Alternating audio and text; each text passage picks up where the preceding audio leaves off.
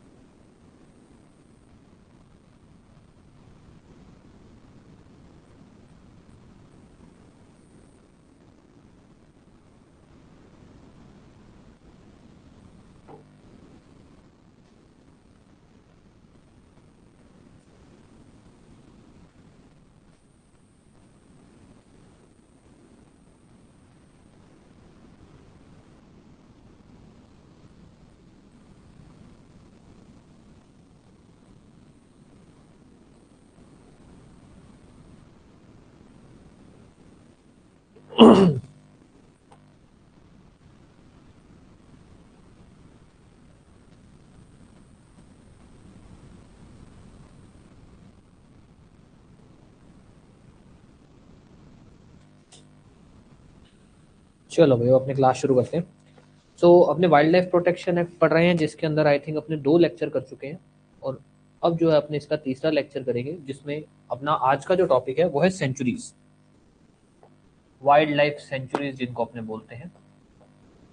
पहली बात तो भाई हम इसको इसलिए पढ़ रहे हैं क्योंकि मेन पर्पस जो होता है किसी भी एरिया को, हालांकि जंगल एरिया को ही वाइल्ड लाइफ सेंचुरी डिक्लेयर किया जाता है, जहाँ पर जानवर हो, जहाँ पर घना पेड़ हो, कि जिस एरिया को लेकर सरकार को ऐसा लगता है कि यार इसको प्रोटेक्शन की जरूरत है, यहाँ पर जानवर रहते हैं, उन जानवर को प्रोटेक्शन की जरूरत है, या फिर वो जानवर आराम से रह सकें, लोग उनको तंग ना करें, ऐसा कुछ है, तो वो उसको सेंचुरी डिक्लेयर कर देते हैं। ये वाइल्ड लाइफ सेंचुरी है, एक खुला जंगल होता है उसकी तरह।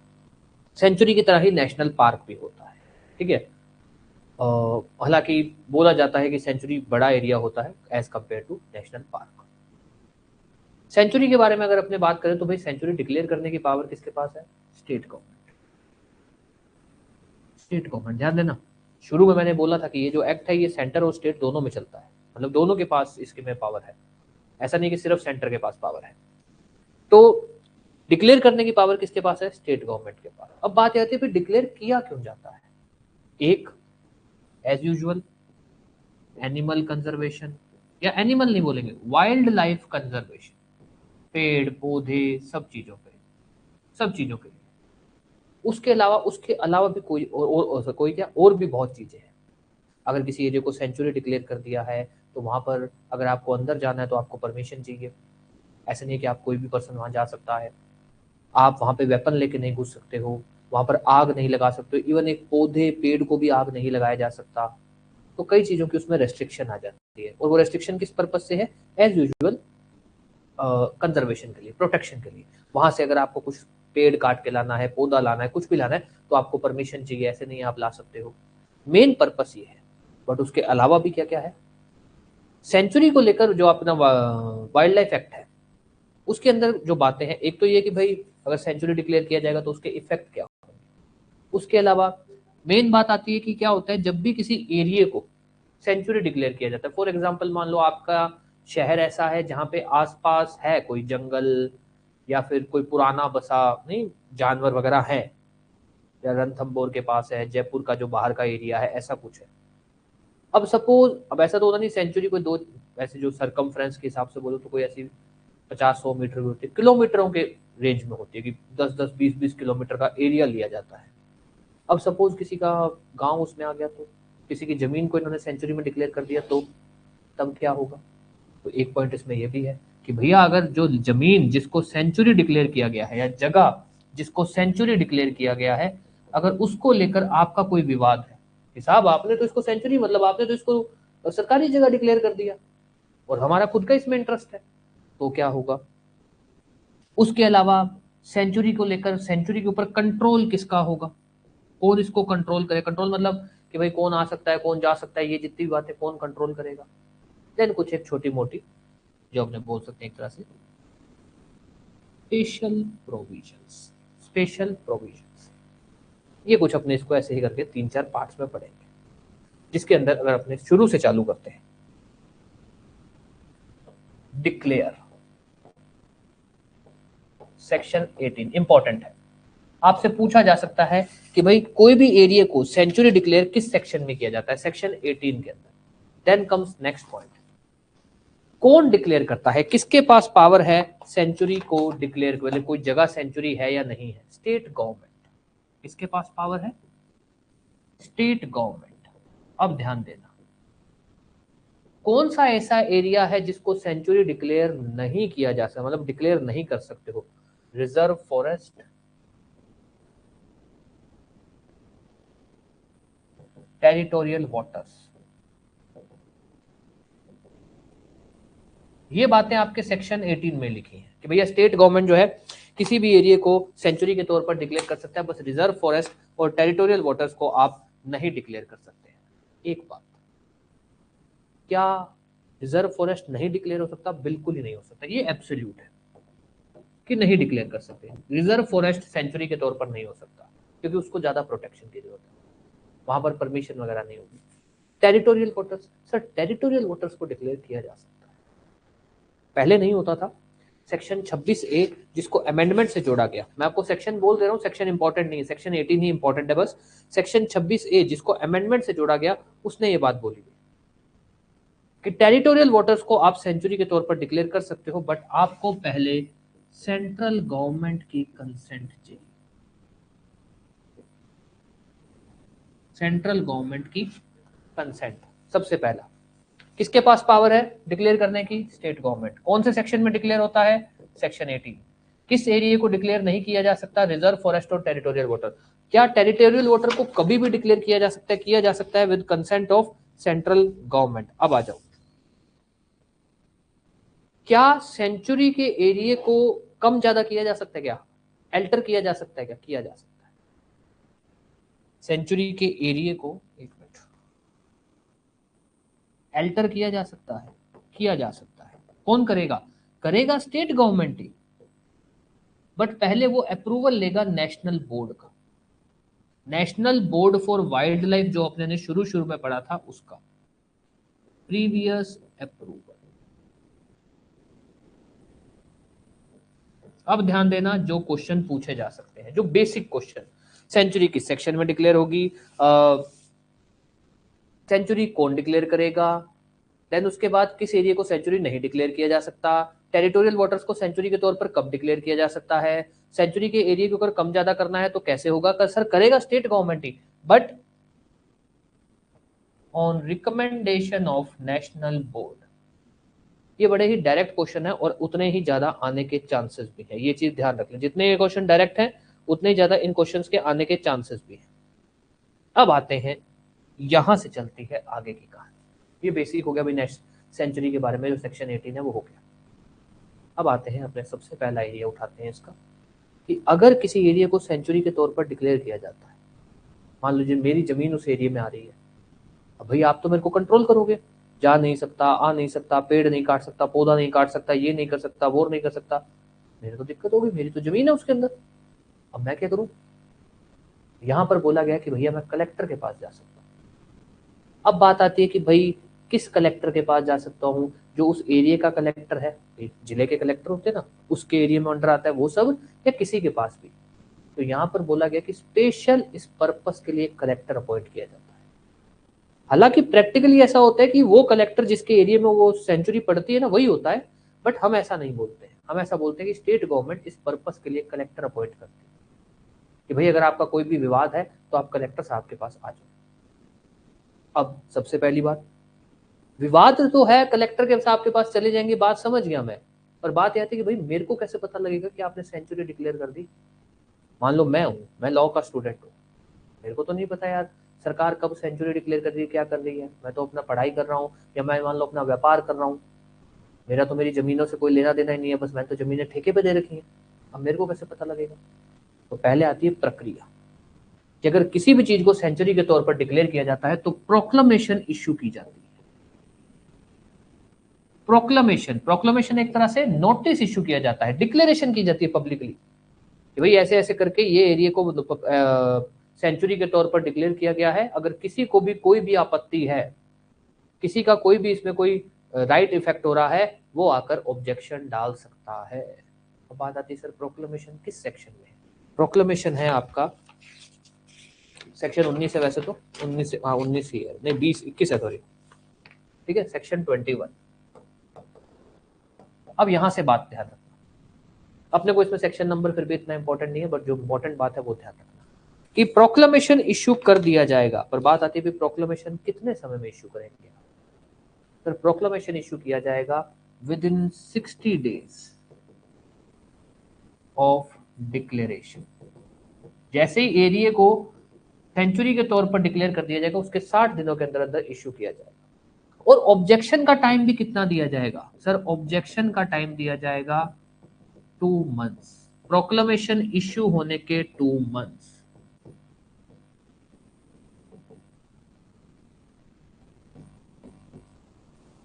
अब ध्यान देना, अपने से क्या पूछा जा सकता है? अपने से यह पूछा जा सकता है कि अगर किसी भी एरिया को सेंचुरी डिक्लेयर किया गया और कोई पर्सन उस पर ऑब्जेक्शन डालना चाहता है तो वो कितने समय में ऑब्जेक्शन डाल सकता है?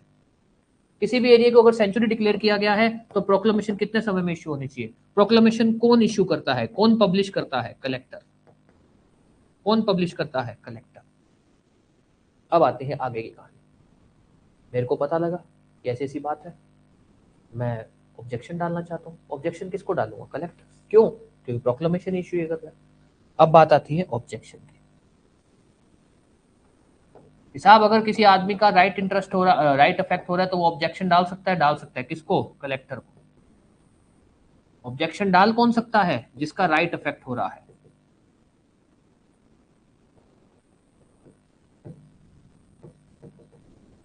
जिसका राइट अफेक्ट हो रहा है। अब अपने ने बात तो कर दी कि कलेक्टर प्रोक्लेमेशन इश्यू करता है, जिसका राइट इफेक्ट हो रहा है वो ऑब्जेक्शन डाल सकता है। बात ये आती है कि ठीक है ऑब्जेक्शन डाल सकता है, ऑब्जेक्शन 2 महीने में डाल सकता है। कौन डाल सकता है? जिसका राइट इफेक्ट हो रहा है। आप ये बताओ भैया कलेक्टर की अपॉइंटमेंट कितने समय में होगी? ये तो बात ही नहीं हुई अभी तक, क्योंकि हमने ये तो बोला ही नहीं कि भाई जो जिले का कलेक्टर है। यहाँ पर बात ये चल रही है कि स्पेशल इस पर्पस के लिए कलेक्टर अपॉइंट किया जाएगा। बात आती है भाई कलेक्टर की अपॉइंटमेंट बताओ।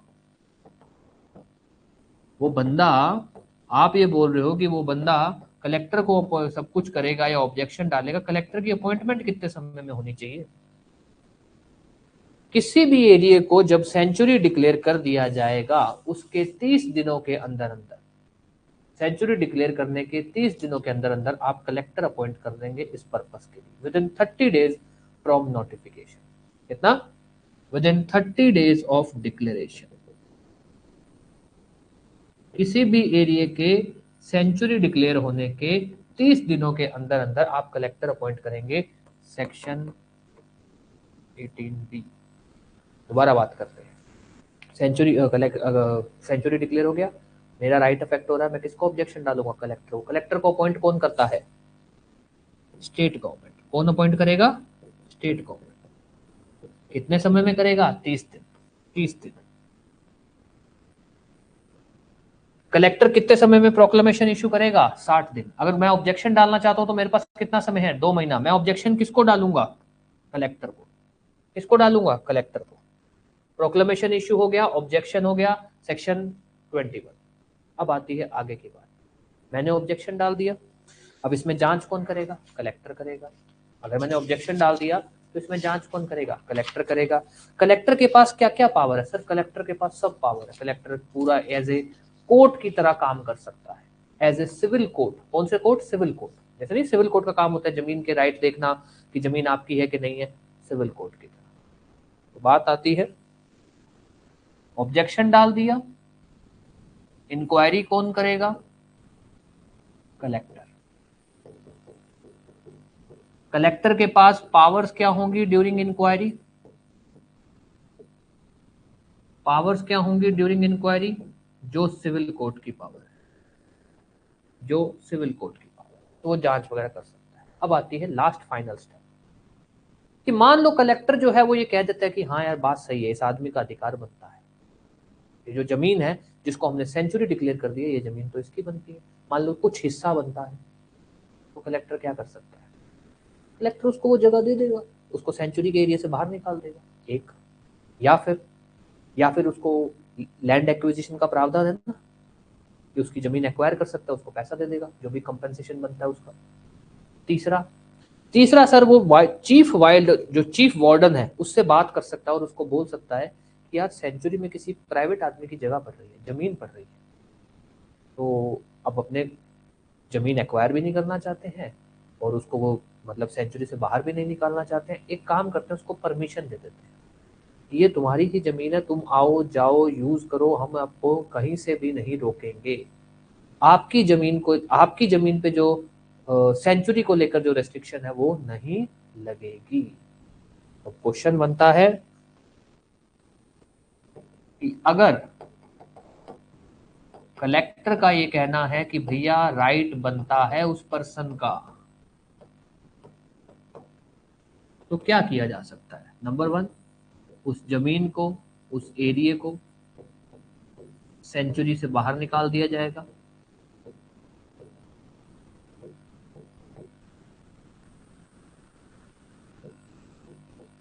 नंबर 2, उसकी जमीन एक्वायर की जा सकती है और उसको कंपेंसेशन दे दिया जाएगा, compensation as per land acquisition act. या फिर तीसरा, permission to enter and use land, ये परमिशन चीफ वार्डन से कंसेंट करके दी जाएगी, चीफ वाइल्ड लाइफ वार्डन जो है उससे कंसेंट करके। मोटा मोटी कहानी इतनी है। एक, सबसे पहली कहानी, डिक्लेयर कौन करेगा? State government. किस एरिया को डिक्लेयर नहीं किया जा सकता? टेरिटोरियल वाटर को अगर डिक्लेयर करना है तो, अगर उसको एरिया को कम ज्यादा करना है तो। अब आता है डिक्लेयर करने का सबसे बड़ा जो डिस्प्यूट हो सकता है उसमें क्या होगा। अब आता है भाई डिस्प्यूट हो सकता है उसमें क्या होगा, वो तो अपने ने पढ़ लिया, अब उसके सेक्शन नंबर की बात कर लेते हैं। कहाँ गया? प्रोक्लेमेशन हो गया सेक्शन 21, ऑब्जेक्शन भी सेक्शन 21 में है, अपॉइंटमेंट कलेक्टर का 18 सॉरी, ऑब्जेक्शन भी सेक्शन 21 में है, अपॉइंटमेंट 18B में हो गया, इंक्वायरी सेक्शन 22 में है, पावर्स ड्यूरिंग इंक्वायरी सेक्शन 23 में है। ठीक है, कुछ भी ऐसा गलत तो नहीं है? ठीक है। और कलेक्टर ये सेक्शन 24 में, ये है 24 में। ठीक है, एंड देन फाइनल कितने समय में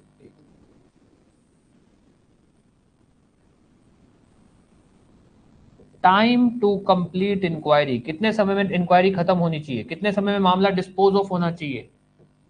2 years, 2 साल में आप मामले को खत्म करोगे। जिस दिन आपके पास मामला आता है उस दिन से 2 साल के अंदर आप मामले को खत्म करोगे। हालांकि अगर 2 साल में नहीं भी खत्म होता है तो कोई वो नहीं है कि आगे प्रोसीडिंग चलेगी, ऐसा कुछ कहा गया है कि 2 साल में आप मामले को खत्म करोगे। ठीक है, कोई भी डाउट कुछ भी किसी भी तरह का?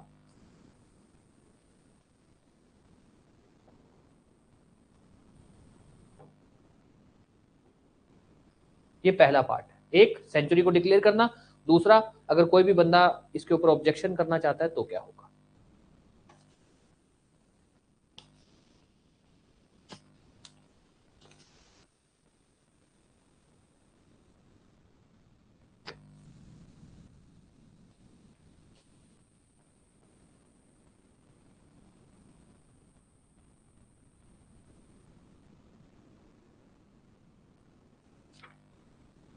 यस, कोई भी डाउट, सो दैट अपने आगे बात कर सके।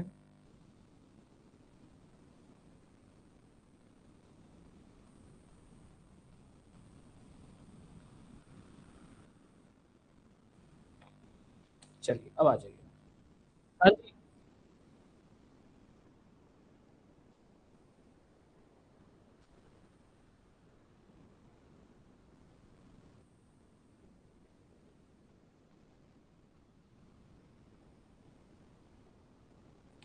मतलब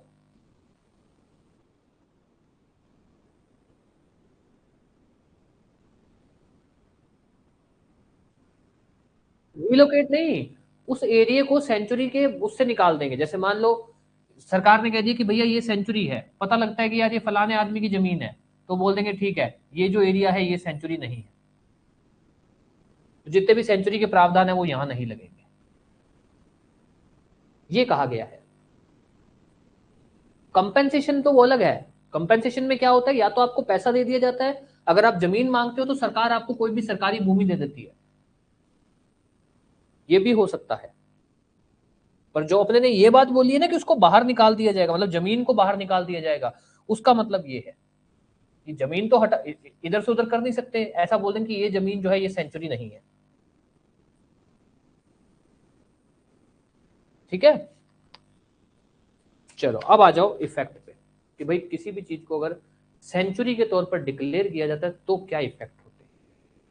इसको हम बोल सकते हैं इफेक्ट ऑफ डिक्लेयरिंग सेंचुरी, जो अगर अपने चालू करें तो समवेयर अराउंड सेक्शन 27 से आपकी ये कहानी चालू होती है, 27 से लेकर लगभग 32-33 तक चलती है। अब आ जाओ इसमें है क्या। सब जो इफेक्ट है वो है एंट्री का इफेक्ट। अगर किसी भी एरिया को सेंचुरी के तौर पर डिक्लेयर कर दिया तो ऐसा नहीं कोई भी घुस जाएगा अंदर, फिर लिमिटेड पर्सन, एक कुछ स्पेसिफिक कैटेगरी के लोग हैं कि वही आप ही लोग अंदर जा सकते हो, हर आदमी नहीं जा सकता, नॉर्मल आदमी नहीं जा सकता। दूसरा, एंट्री विद परमिशन, कि अगर कोई नॉर्मल आदमी को एंट्री करनी है तो उसको परमिशन चाहिए, किसकी परमिशन चाहिए, क्या ग्राउंड्स हैं, ये सब चीजें। भाई एंट्री हो गया, एंट्री विद परमिशन होगी, फिर उसके बाद वही कुछ लेकर जाना है, कुछ बाहर निकालना है, आग नहीं लगाओगे, वो सब अपने आगे पढ़ेंगे। तो सबसे पहले आते हैं इसका जो पहला इफेक्ट हो जाता है कि भैया कौन कौन लोग एंट्री कर सकते हैं, जिसको हम बोलते हैं रेस्ट्रिक्टेड एंट्री।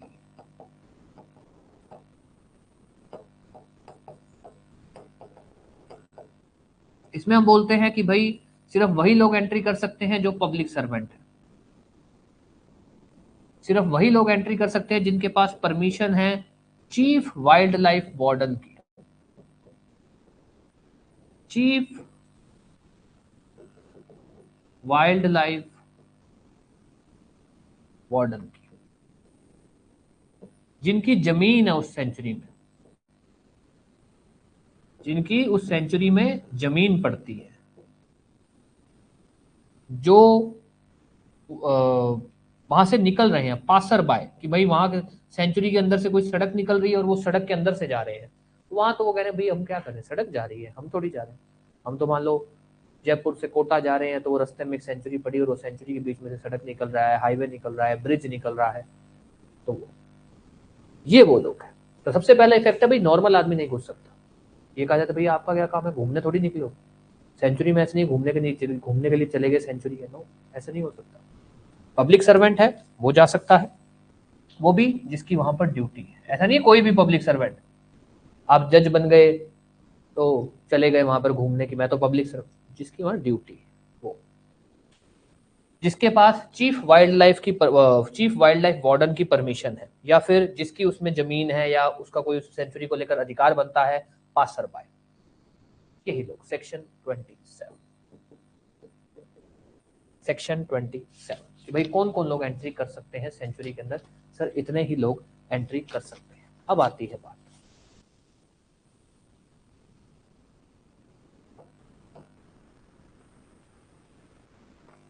हमने बोला कि permission,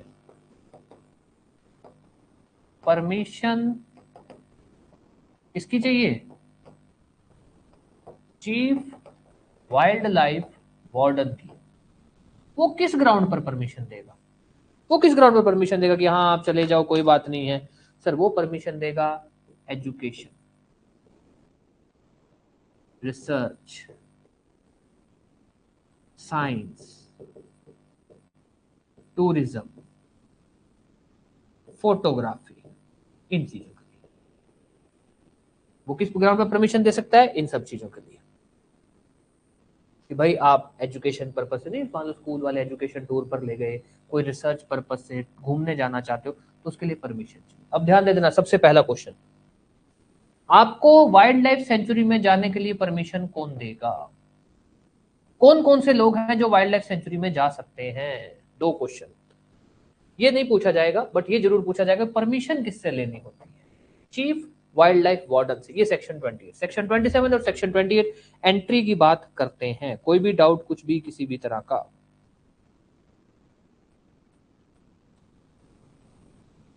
then comes passer by, नहीं जैसे मान लो अपने एक जगह से मान लो आप दिल्ली से निकले, ठीक है, दिल्ली से निकल के आप आ रहे हो, सपोज एग्जांपल लेते हैं, आप दिल्ली से निकल के आप जा रहे हो कोटा की तरफ, ठीक है, और रास्ते में एक सेंचुरी पड़ती है, और क्योंकि सेंचुरी तो मतलब ये मान लो कोई था 50-100 किलोमीटर का एक एरिया होता है जिसको सेंचुरी डिक्लेयर किया जाता है। अब मान लो उस सेंचुरी में से एक सड़क निकाली है, जैसे अपने बोलते हैं ना यार जंगल में से सड़क जा रही है सेंचुरी, अब उस सेंचुरी में से ही आपका हाईवे जा रहा है, तो वहां तो आपकी कोई गलती नहीं है। तो अगर आप वहां से इसलिए जा रहे हो क्योंकि आपका हाईवे, ब्रिज, जो भी आप रास्ता है वो वहां से पड़ता है, वो है पासर बाय, ठीक है, वो है पास। ऐसा नहीं है कि घूमने के लिए निकले और हो गया पासर बाय, वो पासर बाय नहीं है। टूरिज्म के लिए जाना है तो परमिशन चाहिए, एजुकेशन, रिसर्च, इनके लिए जाना है तो परमिशन चाहिए।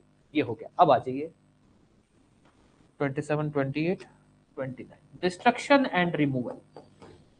किसी भी एरिया को अगर सेंचुरी डिक्लेयर कर दिया गया है, किसी भी एरिया को अगर सेंचुरी डिक्लेयर कर दिया गया है, अगर आप वहां से कोई पेड़ पौधा कुछ भी निकालना चाहते हो, वहां पे मान लो कुछ भी, anything, any kind of resources, आपको परमिशन चाहिए।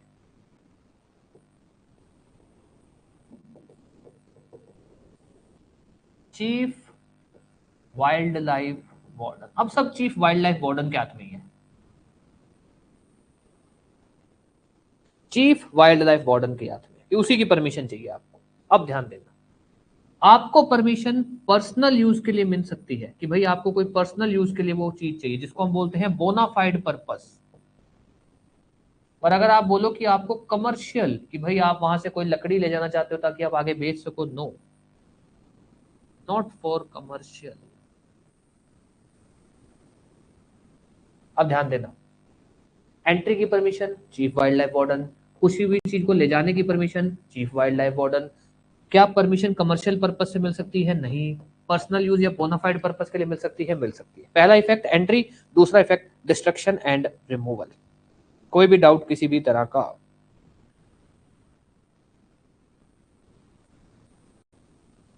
अब आ जाइए एफ। अब सिंपल है, आप सेंचुरी के अंदर आग वगैरह नहीं लगाओगे, इवन एक पत्ते तक को भी आग नहीं लगाओगे। आप वेपन लेकर एंट्री नहीं कर सकते।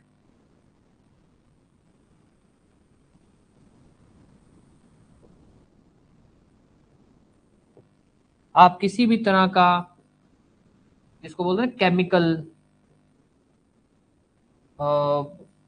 काफी हद तक का इंटॉक्सियस सब्सटेंस, जिसको आप एसिड, ये सब कोई भी ऐसा चीज जो जानवरों को नुकसान पहुंचा सकती है या फिर किसी को भी नुकसान पहुंचा सकती है, ऐसा कुछ भी, जिसको हम बोल सकते हैं एनी काइंड ऑफ ऑब्जेक्ट। अब ध्यान देना 27, 28, 29 वहां हो गया। आप आग नहीं लगा सकते, ये बिल्कुल प्रोहिबिटेड है। पेड़ को आप किसी भी, इवन पत्ते तक को वहां आग नहीं लगा सकते, कुछ नहीं। आप आग वाग नहीं, बैठ के वहां पर आग सेक रहे हो, ये सब नहीं होगा। ये होगा केवल कैंपिंग के लिए चले, नहीं हो, अलाउड नहीं है। No fire. आप वेपन लेकर एंट्री नहीं कर सकते हो। अब ध्यान देना, इससे रिलेटेड अपने आगे एक बात करेंगे। वेपन लेकर एंट्री नहीं कर सकते हो, बट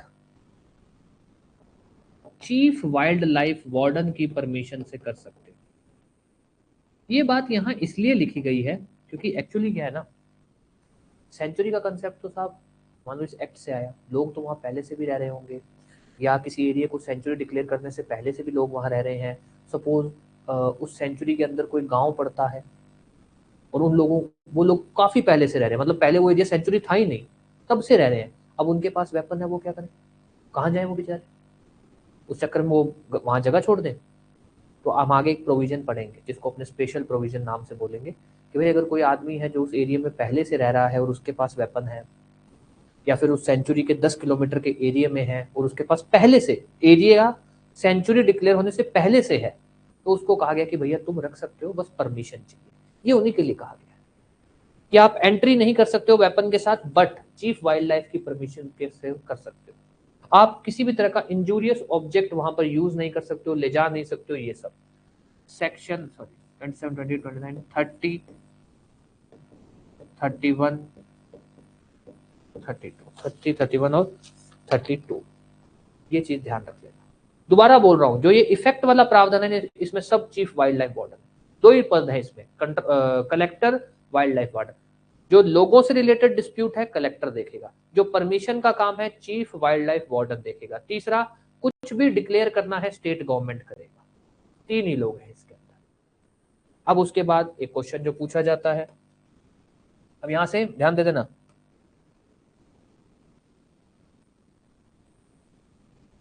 कहां गया, डिक्लेयर करने का प्रावधान खत्म हो गया, डिस्प्यूट का प्रावधान खत्म हो गया, किसी भी एरिया को अगर सेंचुरी डिक्लेयर किया जाता है उसके इफेक्ट क्या होंगे, खत्म हो गया। अब ध्यान देना, किसका कंट्रोल होता है, क्या आप अथॉरिटी बोल दो जिसका कंट्रोल माना जाएगा सेंचुरी के ऊपर। हम क्या पढ़ रहे हैं, परमिशन कौन देगा, तो जो परमिशन देगा उसी का कंट्रोल है, चीफ वाइल्ड लाइफ वार्डन का कंट्रोल है। कुछ भी वहां कंस्ट्रक्ट करना है, कोई सड़क बनानी है, कोई ब्रिज बनानी है, आपको उसकी परमिशन चाहिए, कुछ भी करना है। और एक और चीज है, सेंचुरी के अंदर कमर्शियल काम नहीं होगा, अलाउड ही नहीं है। ना तो कमर्शियल पर्पस के लिए आप वहां से कोई चीज बाहर ले जा सकते हो, ना ही कमर्शियल पर्पस से वहां पर कोई होटल लॉज कुछ भी बना सकते हो, उसकी परमिशन ही नहीं दी जा सकती। तो ये जो पॉइंट है, कंट्रोल किसका होगा, कंट्रोल कि किसका कंट्रोल होगा, section 33, chief wild life warden. कुछ भी करना है इसकी परमिशन चाहिए, इसकी परमिशन के मेरा काम नहीं चलेगा। और कमर्शियल पर्पस के लिए कोई परमिशन नहीं होगी, आपको कमर्शियल पर्पस के लिए कभी भी कोई भी परमिशन नहीं दी जाएगी, ना ही चीफ वाइल्ड लाइफ वार्डन दे सकता है। पहला पार्ट डिक्लेरेशन, दूसरा पार्ट डिस्प्यूट, तीसरा पार्ट इफेक्ट, चौथा पार्ट इज कंट्रोल। ये चार बातें हुई सेंचुरी को लेकर। कोई भी डाउट कुछ भी, ताकि अपने आगे बात कर सके।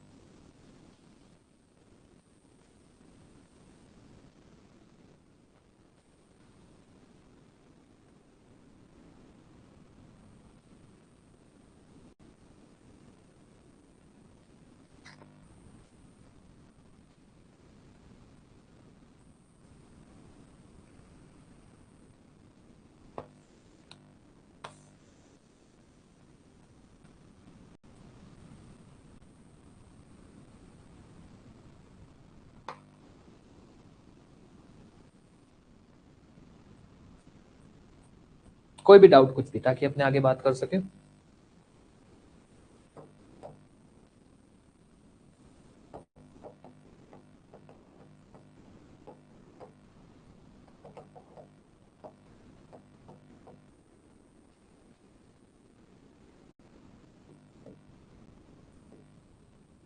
ये ध्यान रखना, जैसे स्टेयरिंग कमेटी, एक मिनट, जस्ट मिनट, आ गया नहीं योमन, वहाँ क्लास लगा ही रहा था बस, वो फ्री हो गया क्या तुम?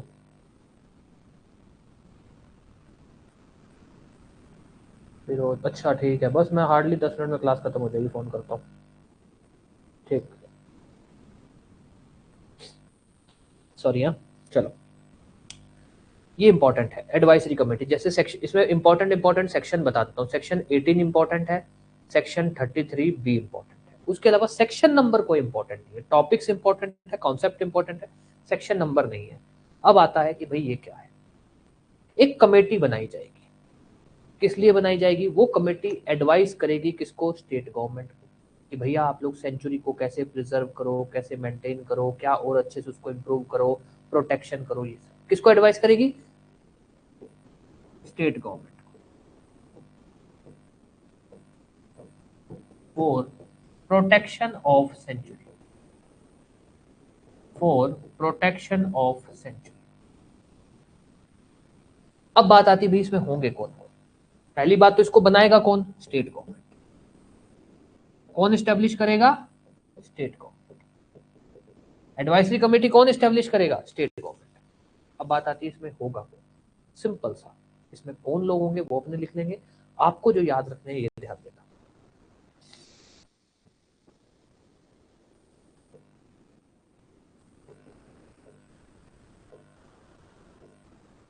इसका पोस्ट का नाम है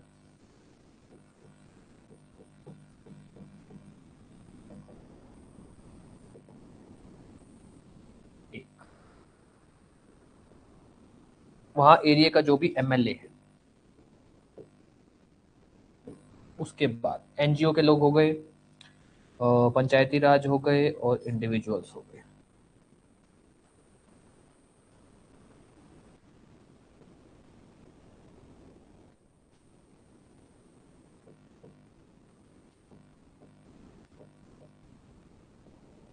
ऑफिसर इंचार्ज ये ना,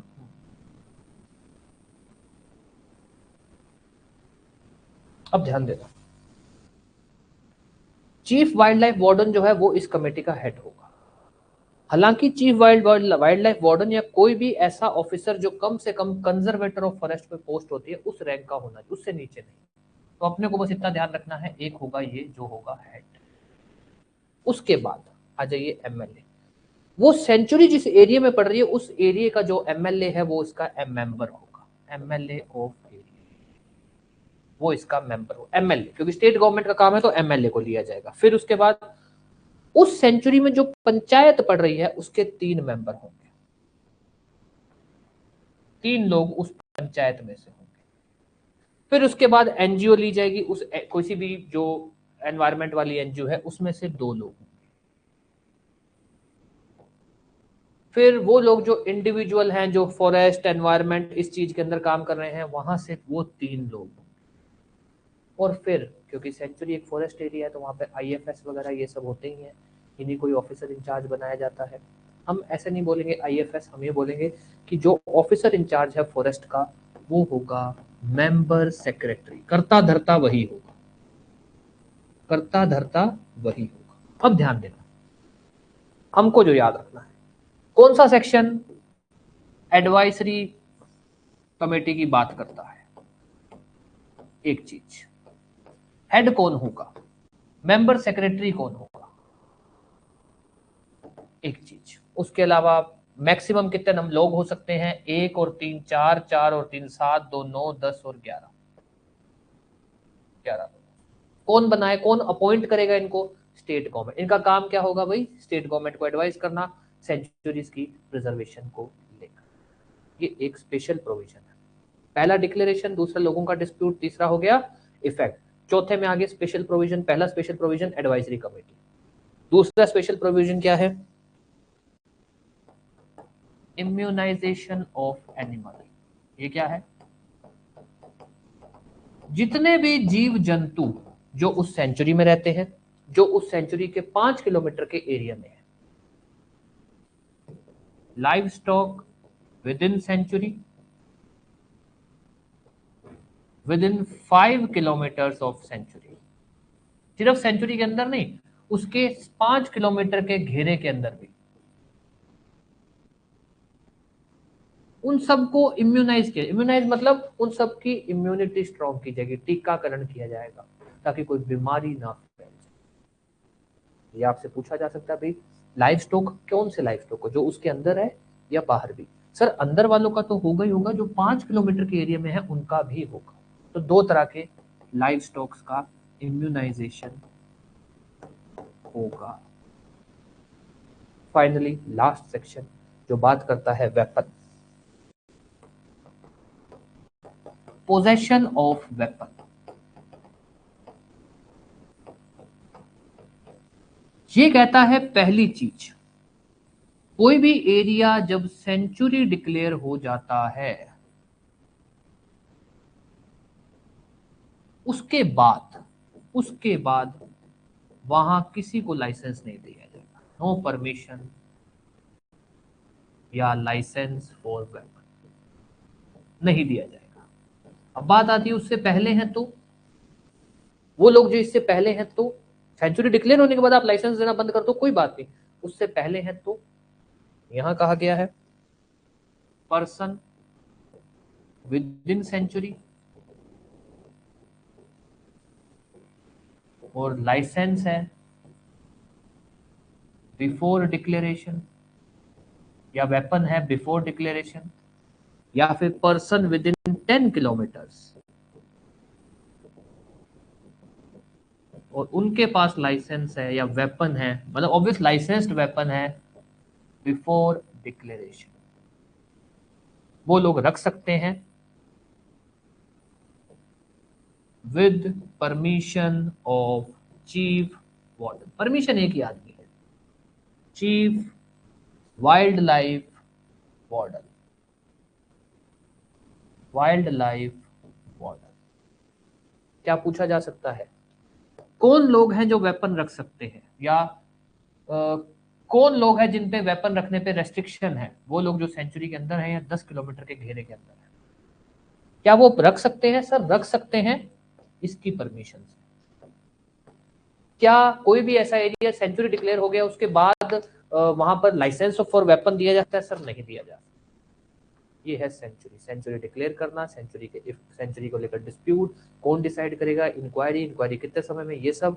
फिर उसके बाद हो गया आपका इफेक्ट, इफेक्ट के बाद आगे स्पेशल प्रोविजन सेक्शन 18 से चालू होकर, हालांकि ये 34 तक है, हम कैसे पढ़ेंगे? सेक्शन 18, 18B से हम चालू करेंगे, उसको हम लेकर जाएंगे सेक्शन 26 तक, फिर 27 से लेकर हम जाएंगे सेक्शन 32 तक, फिर 33, 33A, 33B और 34 ये हम रखेंगे एक तरह से स्पेशल प्रोविजन। कोई भी डाउट, कुछ भी, किसी भी तरह का, ये है आपका टॉपिक सेंचुरी वाला पार्ट। इतना ही है। एक्ट बहुत इजी है, नो डाउट। आप पढ़ने बैठोगे तो आपको अजीब सा लगेगा, बट अगर इस तरह से पढ़ोगे तो इजी है, कोई दिक्कत नहीं है। कोई भी डाउट कुछ भी पूछना है तो पूछ सकते हो। और क्योंकि ये अपने एमपी एडीपीओ में है तो ऑब्वियस है भाई, इस हिसाब से ही आपको पढ़ाया जाएगा, सो दैट आपका फालतू का समय ना खराब हो।